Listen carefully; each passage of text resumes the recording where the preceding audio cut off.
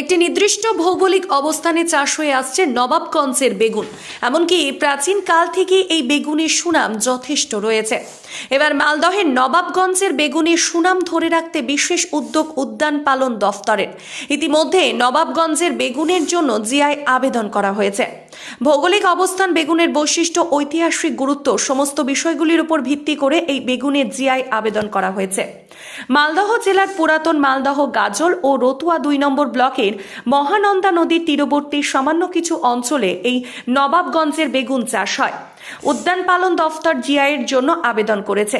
GI তকমা পেলে এই বেগুনের গুরুত্ব আরও বৃদ্ধি পাবে।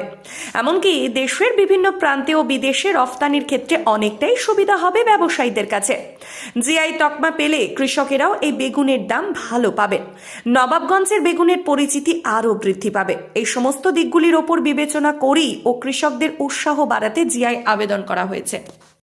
মালদহের নবাবগঞ্জের বেগুন এটার অন্য কোথাও পাওয়া যায় না, এই জন্য আপনারা উদ্যান পালন দপ্তর থেকে জিআইয়ের জন্য আবেদন করেছেন। কবে করেছেন এবং কী জন্য করা হয়েছে এটা?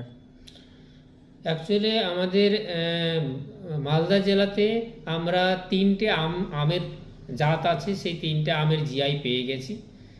রিসেন্টলি আমরা জাস্ট 1 বছরের মতো হলো জিআইয়ের জন্য আবেদন করেছি। যেমন আশাপুর বলে যে একটা জায়গা আছে, যেখানে আশাপুরের ব্রিঞ্জল নামে পাওয়া যায়, আর নবাবগঞ্জের একটা বেগুন। এই দুটো প্রজাতির বেগুন যেহেতু মালদা জেলাতেই একটা বিশেষ জোনে হয় এবং বিশেষ চারিত্রিক বৈশিষ্ট্য রয়েছে, এটার জন্য আমরা আবেদন করেছি।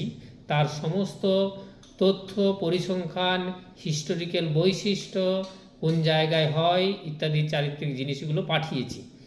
এটা যদি হয় তাহলে আমাদের কি হবে, ওই বেগুনগুলোর একটা আমরা পেটেন্ট পাবো যে ওই বেগুনটা মালদহের অমুক জায়গার বেগুন বা অমুক গ্রাম পঞ্চায়েত বা অমুক এলাকার বেগুন, এবং সেটা পেলে আমরা ওটাকে বাণিজ্যিকভাবে ব্যবহার করার ক্ষেত্রে কিন্তু অনেক বেশি মূল্য পেতে পারি বা আমাদের কৃষকরা অনেক বেশি লাভবান হতে পারবে।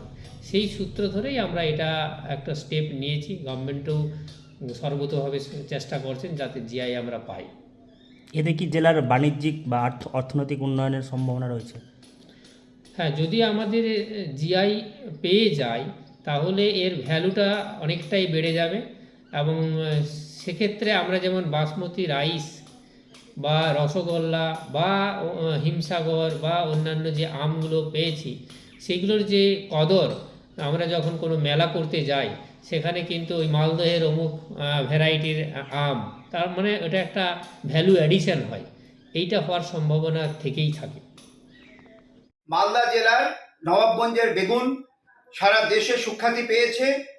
ইতিমধ্যে আমরা পশ্চিমবঙ্গ সরকার তথা কেন্দ্রীয় সরকারের কাছে কিংবা আমরা সারা বিশ্বব্যাপী আমাদের মালদার বালিয়া নবাবগঞ্জের বেগুন আমরা জিআই ট্যাগের জন্য আবেদন করেছি, জিআই তকমার জন্য আবেদন করেছি।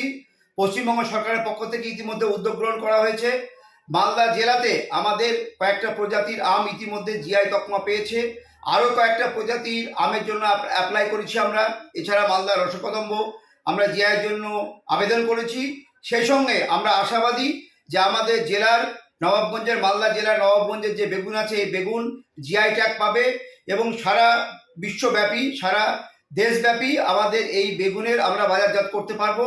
এবং এই যে স্পেশালাইজ আমাদের যে একটা বেগুন, এই বেগুন আমাদের জেলার অর্থনীতির দিশা দেখাবে।